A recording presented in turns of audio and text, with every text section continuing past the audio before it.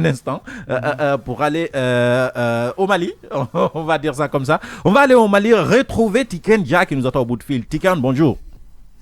Bonjour. Tiken Jah, artiste reggae panafricain. On sait que le panafricanisme c'est votre dada. Vos chansons sont basé là-dessus, si on peut dire ça comme ça. Alors, on va commencer cette interview à un endroit. On a vu Salif Keita remettre un projet au Premier ministre malien pour une fédération entre la Guinée et le Mali. On a vu des ministres maliens venir en Guinée participer au Conseil des ministres. On a vu des Guinéens, des autorités guinéennes aller partir au Mali pour des séances de travail. On a vu les douaniers maliens venir collaborer avec la douane guinéenne. On a entendu des projets, notamment celui des chemins de fer entre la Guinée et le Mali. Le sujet a été évoqué dans les deux pays d'une manière ou d'une autre. On pense à un État, on pense qu'on pourra faire un État fédéral. Mais avant de vous poser la question sur l'État fédéral, est-ce que vous avez une idée des relations qui puissent exister entre le Mali et la Guinée? Oui, j'ai une idée. D'abord, je voudrais dire bonjour à tous les Guinéens qui nous écoutent et qui regardent votre chaîne. Oui. Oui, j'ai une idée, c'est que c'est pas nouveau. Vous savez, dans les années 60, la Guinée, la Côte d'Ivoire, la Guinée et le Mali ont essayé de se rapprocher à travers Sékou Touré et Modibo Keïta. Et donc, moi, je pense que si aujourd'hui les autorités guinéennes et les autorités maliennes essaient de se rapprocher pour essayer si je peux m'exprimer ainsi, de tracer encore le même chemin que Sékou et Modibo avaient commencé à tracer. Je pense que c'est une très bonne initiative parce que l'Afrique a besoin, pour être fort, d'être unie. D'accord. On a vu des jeunes Guinéens également marcher pour aller à Bamako au nom du panafricanisme, mais ça laisse des sceptiques. Il y en a qui pensent que ça ne peut pas réussir un État fédéral en Afrique. C'est carrément impossible. Quel est votre avis là-dessus? Moi, je pense que si on n'a pas essayé, on ne peut pas dire que c'est impossible. Et puis, pourquoi pas? Je pense que les États-Unis d'Afrique dont on rêve depuis longtemps, peut commencer par la Guinée et le Mali. Et puis après, ça peut aller doucement, ça peut atteindre les autres pays. Si les autres pays voient que cette fédération a réussi, moi je pense que ça peut intéresser les autres pays. Vous savez, aujourd'hui, les populations, la jeunesse commence à se réveiller. Donc, moi, je pense que c'est une très bonne idée, en tout cas. D'accord. Oui. Est-ce que vous pensez, Tiken Jah, qu'une fédération guinéo-malienne à l'heure actuelle arrangerait la Guinée quand on sait le problème majeur d'insécurité qui réside au Mali? Oui, je pense que ça arrange les deux pays. L'union fait la force. Une fois qu'ils seront ensemble, les deux pays, et que les deux armées seront ensemble, voilà, ils vont mener la guerre au Mali ensemble, parce que je pense que le bonheur du Mali sera le bonheur de la Guinée. Donc, moi, je pense que c'est pas impossible. En fait, la question que je voudrais savoir, la précision de ma question, c'est que aujourd'hui, le Mali est un territoire grand comme 2 fois la France.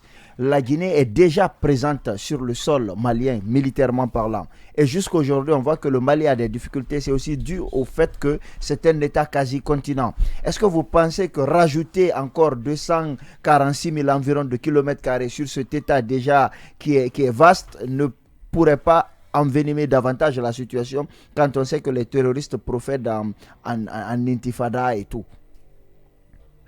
Non, moi je pense qu'il ne faut pas avoir peur. Plus on est grand, plus on est fort. Et je pense que même si c'est ça devient un territoire encore plus grand, voilà, c'est l'objectif qui peut motiver. Si on décide qu'on est ensemble et qu'on doit tout faire pour avoir le bonheur ensemble, je pense que c'est important de se mettre ensemble pour régler les problèmes que l'un ou l'autre a. Donc, moi, je pense qu'il ne faut pas avoir peur. Il faut rapprocher ces deux peuples-là qui ont déjà un lien historique. et qui ont déjà mené des combats politiques ensemble. Tout le monde connaissait la position de Modibo Keïta et de Sékou Touré. Et donc, moi, je pense qu'il ne faut pas avoir peur, il faut rapprocher le peuple. Et je pense que notre bonheur se trouve dans ça. Parce que Voilà, plus donc, nous sommes... grand Oui, frère, allez-y. moi, ma question, c'est de savoir, est-ce que, selon vous, ce rapprochement annoncé de ces deux États est vraiment sincère quand on sait la situation sociopolitique des deux pays qui vivent avec des jeunes? Est-ce que ce n'est pas circonstanciel? Bon, moi, je pense que, oui, je pense que c'est pas circonstanciel, c'est simplement qu'il y a des gens qui ont envie que cela se fasse. Il y a des gens qui ont eu envie de faire ça hier et il y a aujourd'hui des gens qui trouvent que ça n'a pas marché hier et que comme aujourd'hui les gens sont mieux réveillés et qu'il faut faire une deuxième tentative. Ce que moi je peux dire simplement, c'est que l'union fait la force. Je sais que quand l'Afrique sera unie, nous allons gagner tous les combats. Et si ça commence quelque part, moi je ne peux qu'encourager. Voilà, donc vous qui êtes très proche de la population malienne, est-ce que vous avez eu l'occasion de tâter un peu le terrain pour voir comment est-ce que les populations maliennes perçoivent cette idée d'intégration entre le Mali et la Guinée? Mais je pense que les populations maliennes sont positives par rapport à cette idée. Vous savez, c'est l'une des populations les plus réveillées, malgré qu'il y a une grande majorité qui n'a pas été à l'école. Mais quand vous allez au Mali, tout le monde s'intéresse à la politique. Le mécanicien, le menuisier, le cultivateur, le maçon, tout le monde s'intéresse à la politique. Donc moi, je pense que c'est un peuple qui est sincère, en tout cas, en ce qui concerne Vous, a- le... Oui, alors. Vous avez parlé de sincérité du peuple, mais je veux qu'on s'arrête un peu sur ceux qui dirigent ces deux États. Aujourd'hui, les deux présidents sont venus au pouvoir par les armes. Est-ce que vous pensez qu'ils ont la légitimité qu'il faut pour mener ce projet? Ça, c'est la première question. La deuxième, on a comme l'impression que les deux ont des positionnements en termes internationaux vraiment diamétralement opposés. On constate, en tout cas dans les faits, que Assimi Goïta est foncièrement anti-français, et alors que Mamadi Doumbouya est plus ou moins conciliant. Est-ce que vous pensez que, en termes d'idéologie, les deux là peuvent aller ensemble, mais surtout en termes de légitimité, ils ont ce qu'il faut pour porter ce projet? Mais d'abord, je pense que s'il doit y avoir une union, si les deux pays doivent se rapprocher réellement, je pense que cela dépendra de la population, la température de la population, en tout cas dans le monde d'aujourd'hui. Donc, ce ne sont pas forcément ces deux leaders qui vont concrétiser cette union. Je pense que si on arrive à un niveau, il y aura forcément des réactions dans les deux pays à travers des manifestations, etc. Donc, moi, je pense que c'est les populations qui vont, comme on a bien vu, on a vu des jeunes Guinéens marcher, venir jusqu'à Bamako. Et donc, je pense que en tout cas, tout ça viendra de la population. Maintenant, ils ont deux politiques opposées parce qu'ils ont deux problèmes différents. Je pense que le Mali est en guerre contre le terrorisme et la Guinée, normalement, est dans un processus démocratique et donc il y a eu on a cru à un processus de réparation de la démocratie qui était en panne. D'accord. Et donc je pense que les deux sont différents, mais pour moi tout rapprochement en tout cas viendra de la population. Alors Tikendia, du même moment qu'on parle de la Guinée et du rapprochement entre la Guinée et le Mali, on parle de fissures et d'éloignement entre le Mali et la Côte d'Ivoire aujourd'hui. On va jusqu'à je ne sais pas si c'est vrai, c'est à vérifier. Aujourd'hui, en Côte d'Ivoire, on boycotte les concerts des artistes maliens parce qu'ils estiment que leurs frères sont détenus par des Maliens. Je parle des 49 militaires au Mali et donc ils exigent leur libération. Ce sont les populations aujourd'hui qui entrent en conflit entre ces deux pays-là. Comment vous réagissez à une telle nouvelle quand on sait que le Mali c'est votre deuxième pays, la Côte d'Ivoire c'est votre pays aussi, vos deux pays?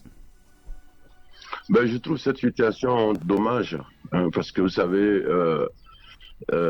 ces deux peuples-là, c'est comme la Guinée et la Côte d'Ivoire, hein, la Guinée et le Mali, hein, tout le nord de la Côte d'Ivoire est très proche du Mali et donc je pense que c'est dommage cette situation. Vous savez, moi, je suis un peu aujourd'hui comme un enfant qui a son père et sa mère qui sont imparables.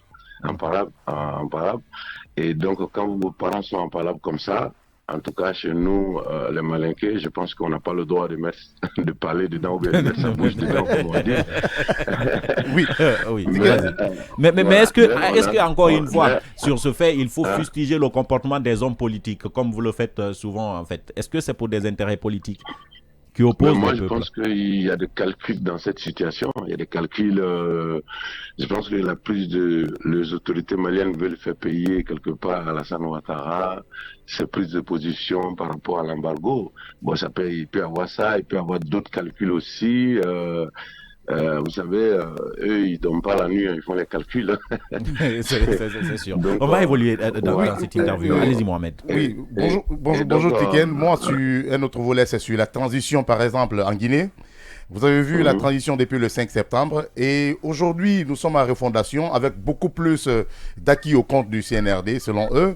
Mais vous, vous êtes loin de la Guinée. Comment vous trouvez la transition guinéenne?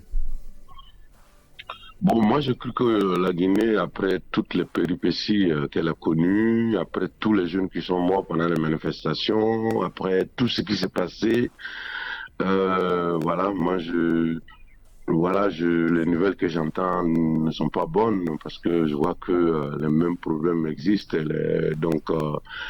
Voilà, je trouve simplement que c'est dommage parce que j'aime beaucoup ce pays et mon rêve c'était qu'on reparte à zéro cette fois-ci et que, en tout cas, que ce soit au Mali, au Burkina ou en Guinée, que les militaires qui sont arrivés au pouvoir, en tout cas, essaient de ne pas s'installer, voilà, qu'ils fassent le choix que le président Amadou Toumani Touré a fait, au lieu de faire le choix que le général Guéhi ou Dadis Camara a fait.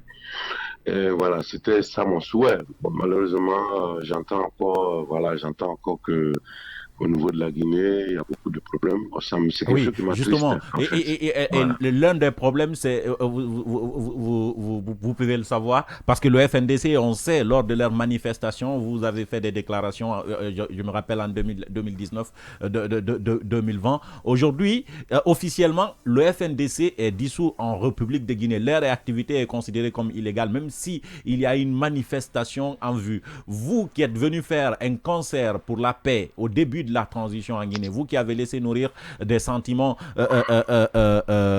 pour la Guinée, quand vous entendez que le FNDC est dissoute, Cellou n'est plus au pays parce que son bien qui appartenait à l'État, selon l'État, lui a été retiré. Sidia également a été viré de sa maison, récupéré. Quand vous entendez ça dans les infos, vous, Tiken, vous dites quoi?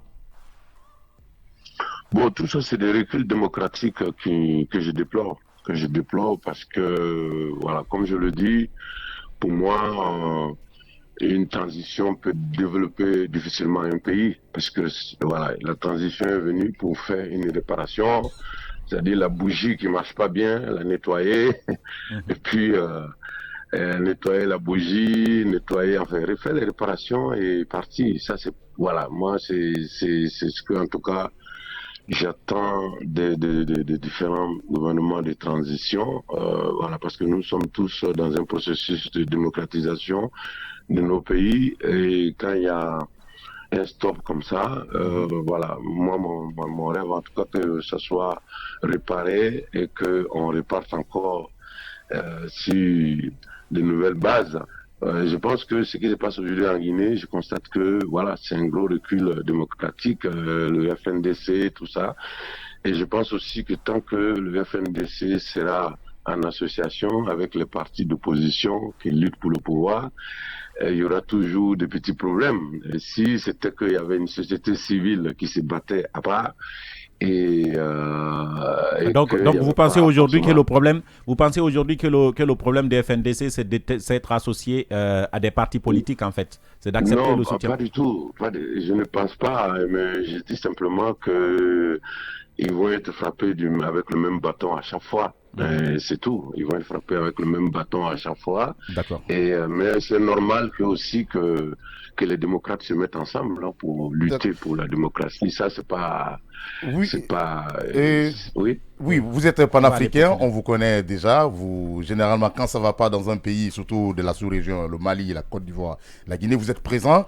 Est-ce que depuis la prise du pouvoir, depuis le 5 septembre, et vu la situation sociopolitique aujourd'hui de la Guinée, vous avez cité beaucoup plus d'incohérences aujourd'hui dans la gestion de la transition, est-ce que vous avez pris contact avec le colonel? Si oui, qu'est-ce qu'il vous a dit? Est-ce que vous comptez quand même venir? Qu'est-ce que vous pouvez lui dire dans la gestion de la transition?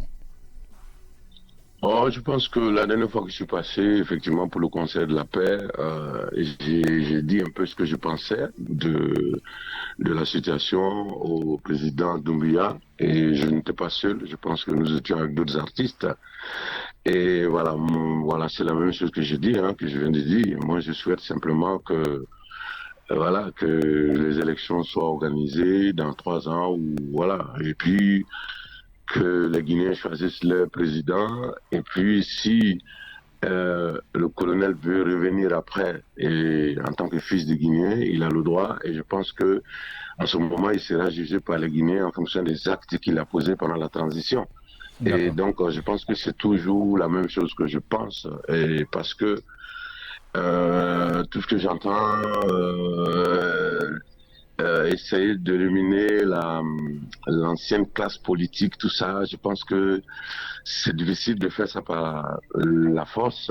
Je pense que cela peut se faire par un référendum ou une élection où le peuple se débarrasse des anciens.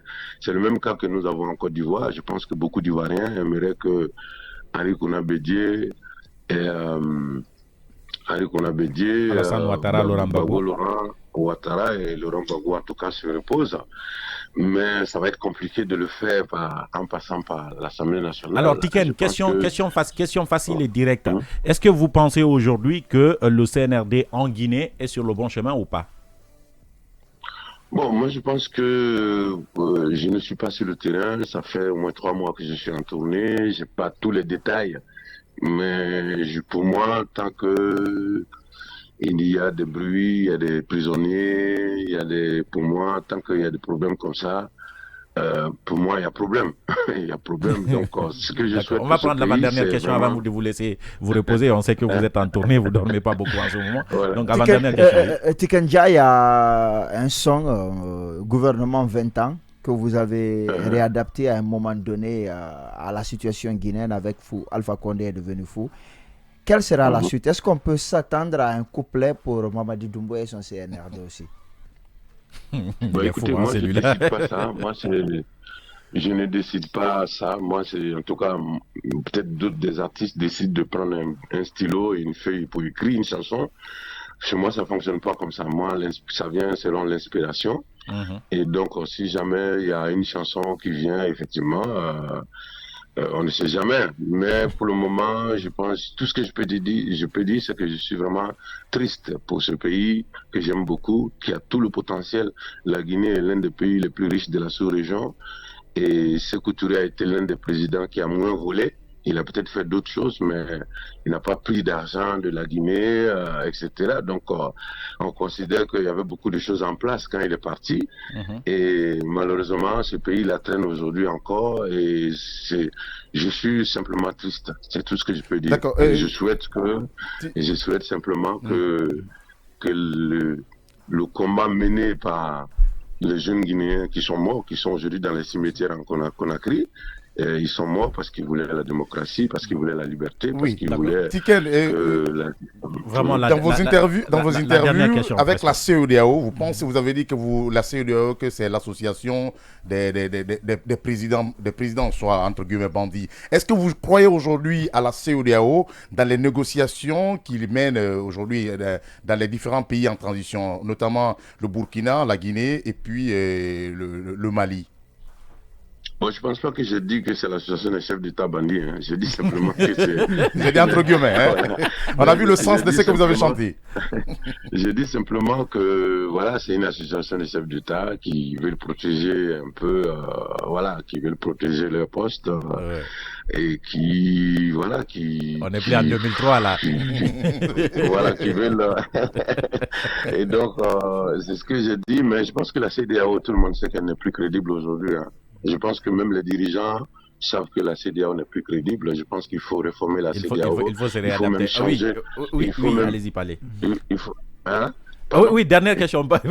Tiken. Ouais, il faut même changer de nom. Il faut même changer de nom. Parce que quand on est discrédité comme ça, là, devant une jeunesse comme celle qu'on a aujourd'hui, c'est pas la jeunesse de 1960, c'est pas la jeunesse de 1980. Ça, au moins, on c'est peut la être jeunesse de certain. 2022. C'est la jeunesse high-tech. Ouais. Alors, Tikendia, Voilà, parlons. tout le monde a sa télé, donc tout le monde a sa télé, tout le monde peut parler, donc c'est pas évident. Je pense que la CEDEAO, il faut reconnaître qu'elle n'est plus crédible, et qu'il faut qu'elle change de nom, il faut qu'elle se réforme, il faut que la CEDEAO se réforme. Parlons maintenant de ce concert dit de la paix que vous avez fait en Guinée au tout début de la transition, aujourd'hui avec du recul. Est-ce que vous vous dites que ça a été un concert actif, ou est-ce que vous regrettez ou alors vous projetez de faire autre chose pour dire que non, nous ne soutenons pas les militaires, mais c'était juste une circonstance? Qu'est-ce que vous en pensez? Non, moi je regrette pas. Moi, chaque fois que je peux aller en Guinée pour parler aux jeunes, pour parler aux autorités, je suis prêt. Moi, je pense que je suis prêt. Le concert, on l'a fait, le concert de la paix, on l'a fait, et tous ceux qui étaient là-bas savent que j'ai fait passer des messages d'unité, d'éveil de conscience et de paix pour la Guinée. Et je voudrais aussi préciser que j'ai pas pris de cachet dans ce concert. J'ai demandé qu'on paye les musiciens. Ceux qui ont organisé ce concert témoigneront que j'ai pas touché un rond, que j'ai demandé. La toute dernière question, Tikendia. Dans votre chanson, quand nous serons unis, ça va faire mal. Est-ce que vous croyez aujourd'hui que l'Afrique peut s'unir quand on sait que tous les présidents sont cramponnés dans leur caractère et que personne ne veut lâcher? Ben, l'Afrique va s'unir de toute façon. Vous savez, ça fait seulement 60 ans qu'on a été libérés de la colonisation. Quand vous voyez l'histoire démocratique de la France, comment la France a fait pour arriver à là où elle est aujourd'hui sur le plan démocratique, mais c'est incroyable, le chemin qu'ils ont parcouru. Quand vous voyez les étapes des États-Unis, de tous les pays dits aujourd'hui pays stables, pays démocratiques, ça a été très long. Il y en a qui ont pris 100 ans, il y en a qui ont pris 150 ans. Donc moi je ne désespère pas. Moi je pense que il n'y a pas de raison que l'Afrique ne soit pas unie demain. Donc de toute façon, on n'a pas le choix en face de l'Union européenne. Pourquoi l'Europe a décidé de s'unir? Parce que en face des États-Unis, un seul pays n'est rien. Et donc aujourd'hui, la force c'est la Russie, la force c'est la Chine, la force c'est l'Europe, la force c'est les États-Unis. Il n'y a que l'Afrique qui a la traîne. Donc si on veut qu'on nous entende dans le monde entier, qu'on nous entende, qu'on nous écoute, pardon, il va falloir que nous soyons forts, que nous soyons grands. Et donc je pense que la seule solution, c'est les États-Unis d'Afrique. D'accord. Alors, la toute dernière question. Tiken, on sait que vous avez parlé aux militaires. Votre message est passé au niveau des militaires. Et si vous étiez en face de l'opposition, puisque vous aimez équilibrer, des politiques plutôt, qu'allez-vous leur dire? Si vous devriez parler à Sello, par exemple, puisqu'on sait que la dernière fois quand vous étiez venu, vous étiez parti le voir. Si vous étiez en face de lui aujourd'hui, Sello et Sidia, vous leur direz quoi? Ben moi, en tant que démocrate, je leur dirais de tenir la route, et voilà que c'est pas facile, que le chemin pour arriver où ils veulent arriver, et j'espère que quand ils vont arriver, ils ont un bon programme pour nous, parce que s'ils n'ont pas un bon programme pour nous, pour sortir la Guinée de cette situation, voilà, ils vont avoir le même sort que ceux qui les ont précédés. Et donc moi, ce que je peux leur dire en plus, c'est leur dire d'être dans un esprit de dialogue pour la Guinée, de ne pas fermer la porte, et qu'à chaque fois qu'il y a une opportunité de parler de la Guinée, du retour en Guinée, de mettre les choses en place pour que la Guinée puisse continuer son développement, alors qu'il reste ouvert, parce que ce pays-là a beaucoup de potentiel. Ce que je peux leur dire simplement, c'est d'ouvrir le dialogue, de tout faire pour ouvrir le dialogue dès qu'il y a possibilité. Mais s'il n'y a pas de dialogue, la seule lutte pour un démocrate, c'est malheureusement ce qu'ils sont en train de faire, parce que quand quelqu'un veut s'exprimer, qu'on l'empêche de s'exprimer, bon, il n'a pas le choix que d'emprunter d'autres chemins. Oui. 6 heures passées de 31 minutes. Tikendia, vous étiez notre invité chez les polémistes. Merci d'avoir accepté de prendre la parole très tôt ce matin. Merci beaucoup, Mohamed. Et merci si jamais il y a un État fédéral, vous serez député panafricain en Guinée, Guinée-Mali? Non, moi je suis un mobilisateur. Je suis là pour mobiliser. Je ne pense pas que je vais occuper un poste. Je pense que dans tous les pays, hein, il y a des gens qui ont joué des rôles très importants pour leur pays, leur continent, sans forcément occuper un poste politique. Donc moi j'ai mon micro. D'accord. Et je pense que vous allez toujours l'Afrique rappeler à l'ordre comme vous le faites dans vos chansons. Encore une fois, merci Tiken Jah.